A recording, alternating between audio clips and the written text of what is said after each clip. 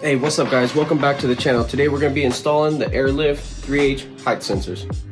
So right now I've already been working on this for a little while. I've overcomplicated the whole thing. So at that point I was like, you know what, I'm going to start the video and go ahead and kind of break it down step by step, because you know, even the instructions say this is kind of like the a tough part. It's I forget exactly what it says, but just says you need patience or something like that, which means it's a tedious job.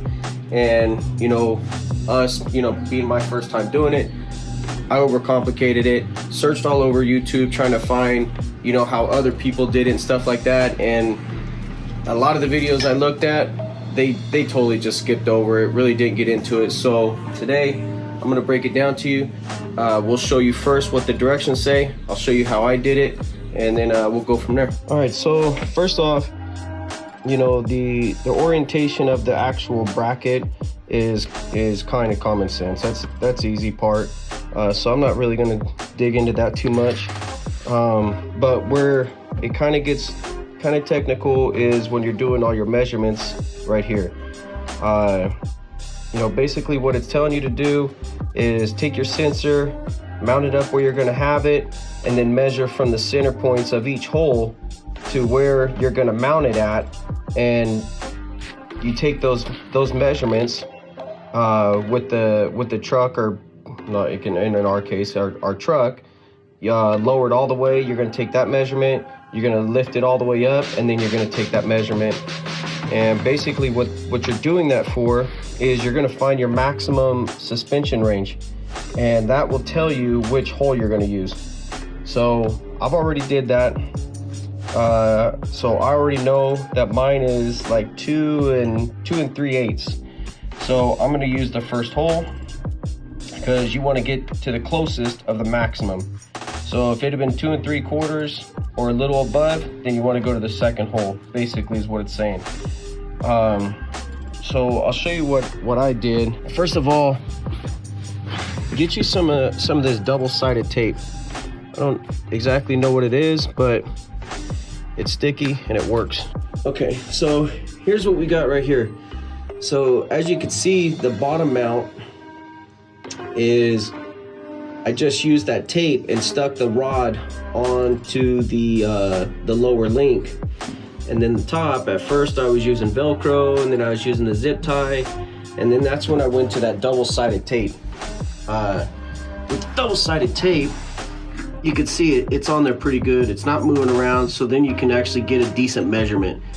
The reason why I have this on like this is because the area that I plan on putting the bolt is right here.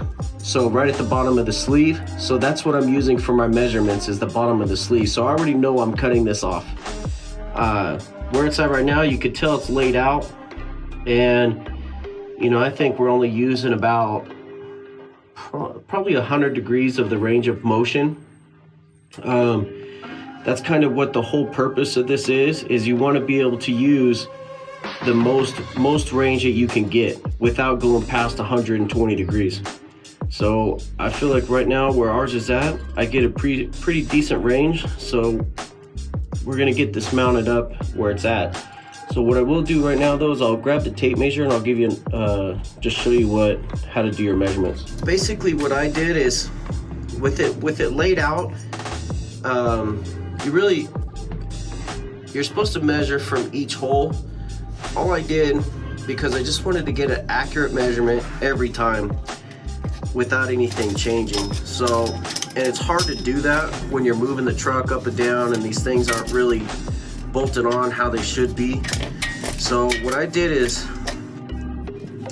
you can see the center mark on this back piece, and then I just used the bottom of the black cover to make my measurements. So what I would do is just line these marks up.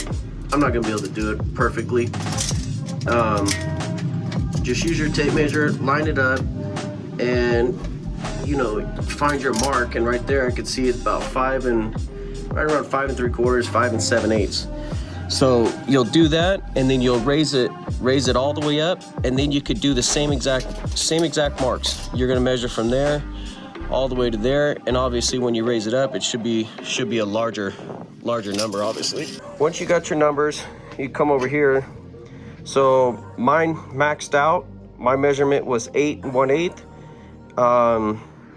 I checked mine with the front up.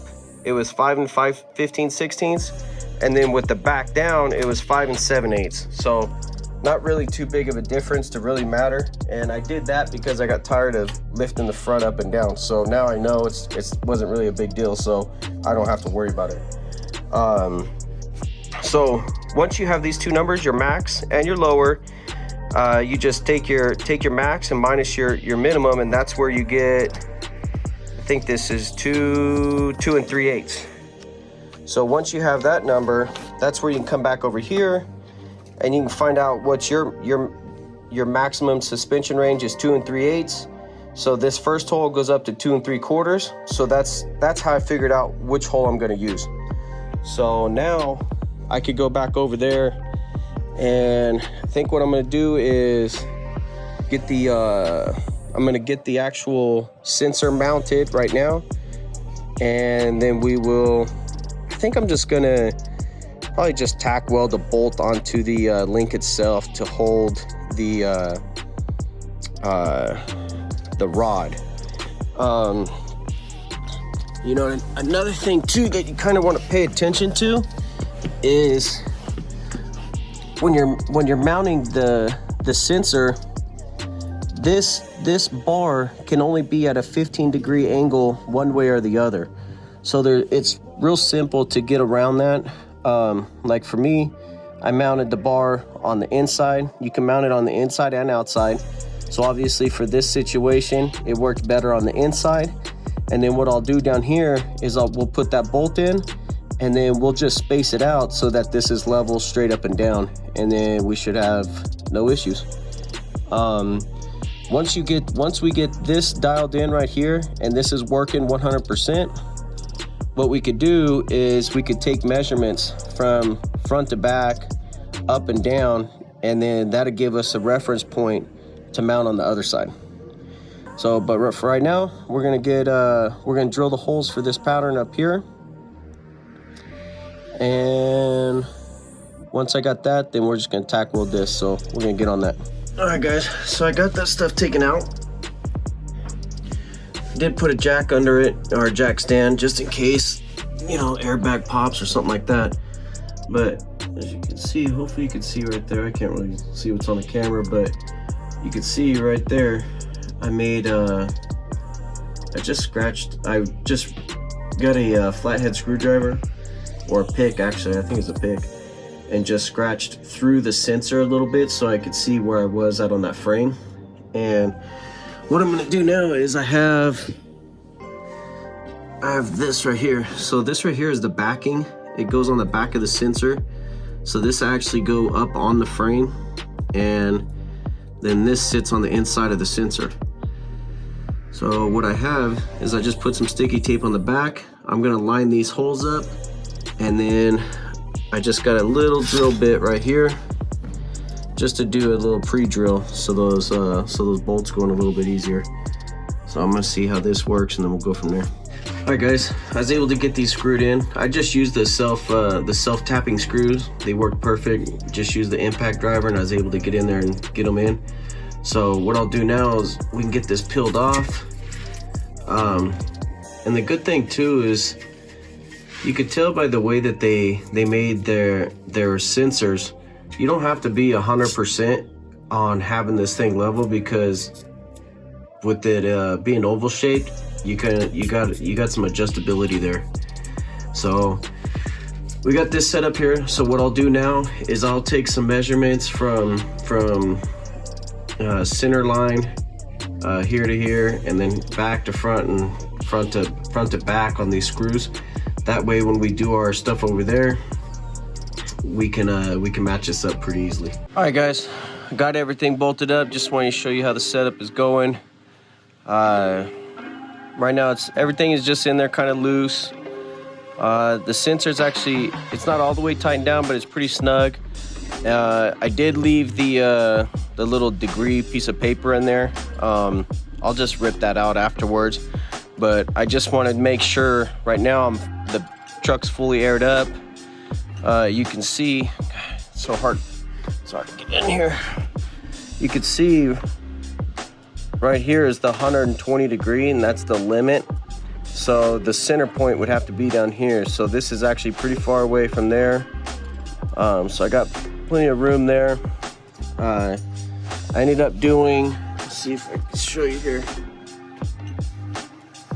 So I got one spacer in there, and then here I just threw, it's just a little small tack. I just want to make sure everything goes smooth, but I have another spacer in there, and these are all supplied with the kit. But you can see it's pretty straight, so I wouldn't have any issues there. So what I'm going to do right now is I'm going to cycle the system up and down and just check for any tension and make sure everything flows right, and make sure when we lay out all the way that we stay within our parameters, and then we'll go from there. All right guys, hopefully you hear me all right. I got my wife hitting the switches. I'm gonna sit back here and watch and make sure nothing binds up so we don't snap nothing. All right, go ahead and give it a hit. More than that, more than that. All right, hold on. So, one thing, we just check in, make sure nothing's binding up. All right, go ahead. A little more. All right, right there. Okay, don't hit. Okay, so check it. Still all good right there. All right, go ahead. Go ahead and lay it out.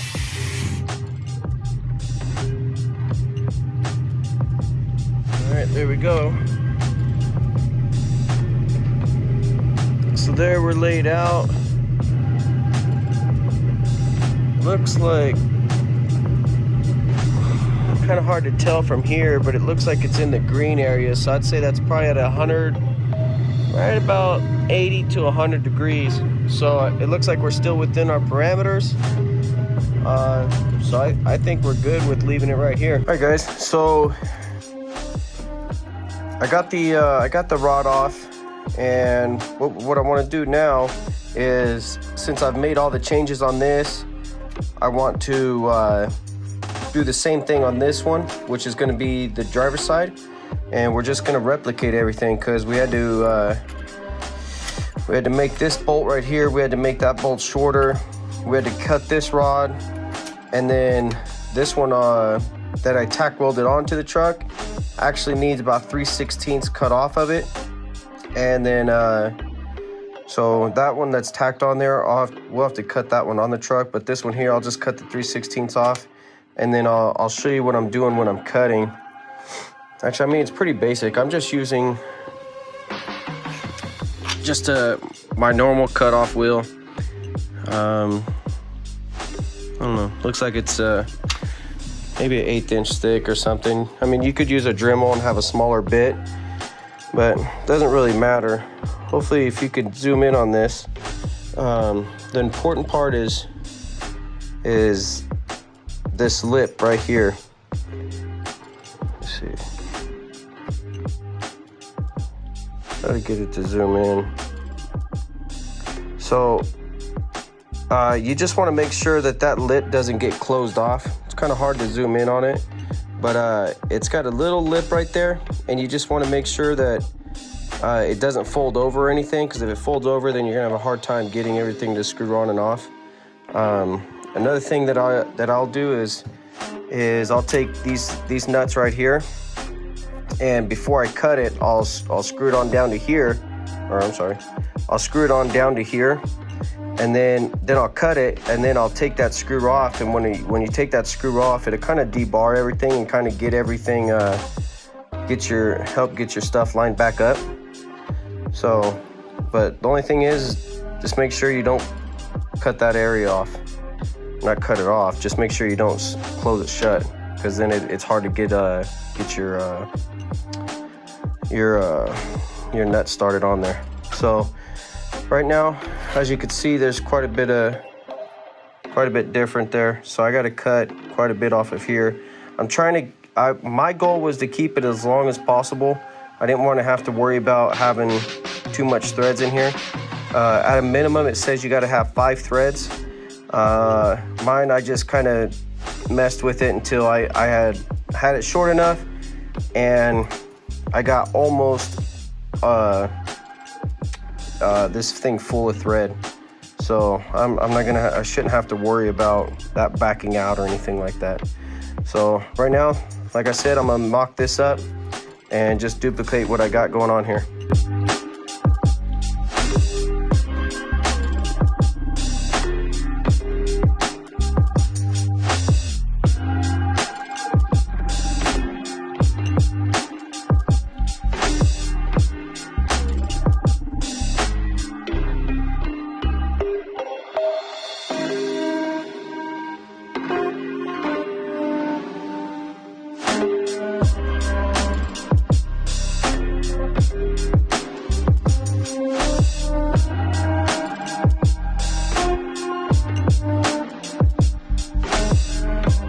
Alright guys, got my rods all together, got the rubber covers put together.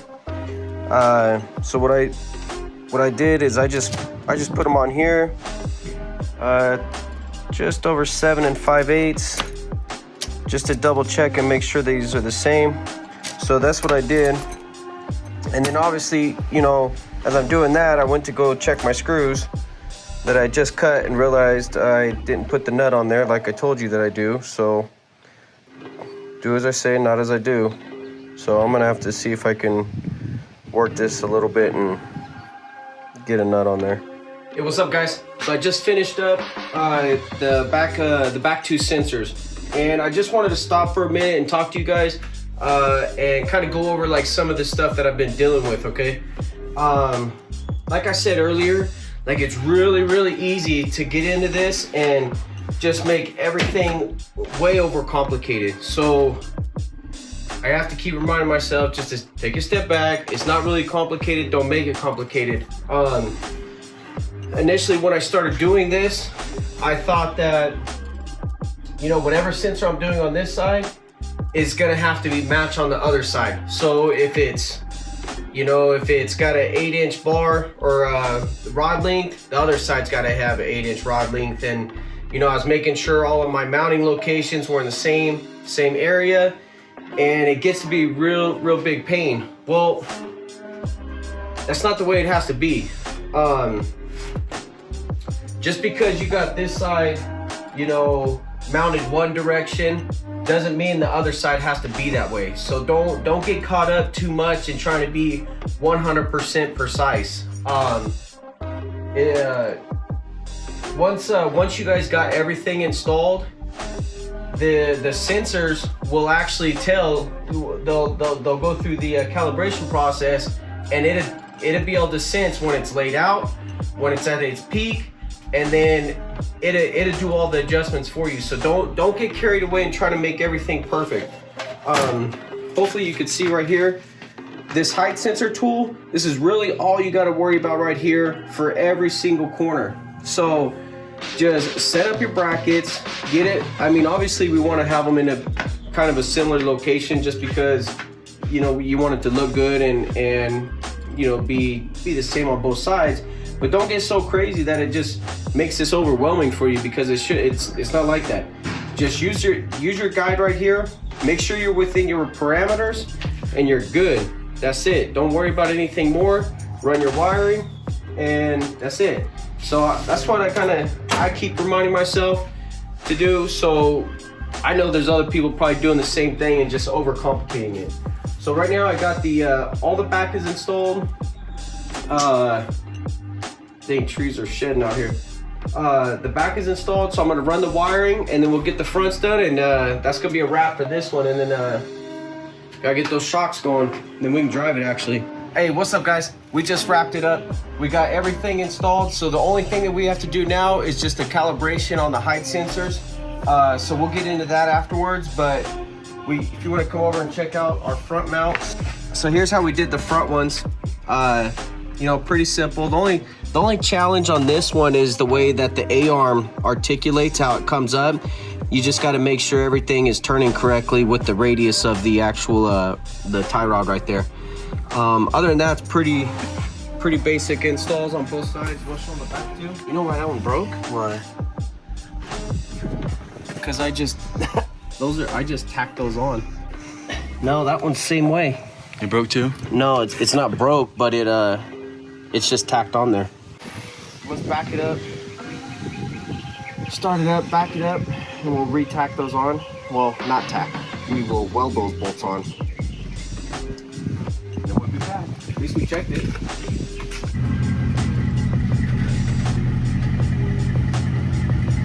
All right, guys. Got everything put back together now. Hopefully you can kind of see right here. Here's how we're set up in the back. As you can see, the sensor's got a little bit more of a downward angle on this in the back. Got a little bit more travel right there, but that's cool. So the front, let's see. Here's how our fronts are set up. So what we gotta do now is we gotta go find us a flat spot to do the calibration. Right here, I mean, you can probably tell the truck is sitting like this. And that's because when we calibrated on this concrete, the concrete kind of slopes kind of like this. So the calibration's all jacked up on the truck right now. So I gotta go find a spot that's flat enough. I don't know, I may head over to the golf course, or I may try to go take it in our hay barn. But our hay barn, it's kind of a mess because of all the damn hay. But I may go check out the golf course that's close by, see if they got somewhere flat. And then we're gonna get into doing the calibration. And then that's gonna wrap it up for this one. And I think we're gonna follow up with the shock install. I know I said I was gonna do that before, but I've been having all kinds of issues figuring out the exact lengths of the shocks that I need and the right brackets and all that good stuff. So I'm hoping this week I should have all the brackets for, or not the brackets, but the correct shocks. So I should have those this week. And I should be able to get you that video, guys, for next week. And then I think we're pretty much done with suspension at that point. I still got to do something with the lighting on here. I don't know if I'm going to replace it or I don't know. I got to figure this out because it's not very bright. So I got to get that figured out. And then also I got to figure out the fan situation too up in the front for the two radiator fans. I gotta get all that wired up. That's probably gonna be our follow videos, guys. So I'm gonna go find us a spot and we'll see about doing this calibration. All right, guys. So we're back here at our hay barn. I think it's a little bit more level out here, so we'll go through the calibration setup. We'll see how good it turns out, and if it's good here, then hopefully it is. If it's not, we'll just go somewhere else. But we'll just go through the calibration. That way, you guys at least know how to do it. Alright guys, so to get into the calibration mode, you just simply push the airlift middle button and then this button. So you push here, while you're holding this, you push here. So I'll show you guys again. So you push the middle, push that button right there, and then you get into your options mode. So we want to go down to calibration. Yeah, we want to start. Is your vehicle level? Yes. Front wheels are straight? Yes. Is the vehicle free? Yes. Is your manifold? Yes. Do you have two compressors? We have two. Calibrate pressure manual or auto? Do auto. Do you have height sensors? Yes. Calibrate height manual or auto? Beats me, we'll just do auto. Vehicle will now move. Are you ready? Yes. So right now it's just going through everything, checking the baseline, doing the ECU, pressure control check. Now it's checking the front, it says.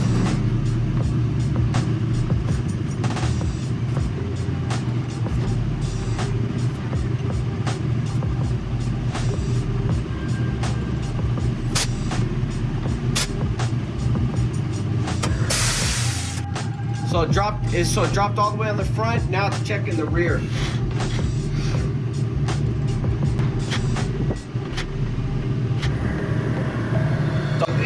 It's stalled out right now. It just says low pressure, so it kicked on the air compressors. So now we're just airing up.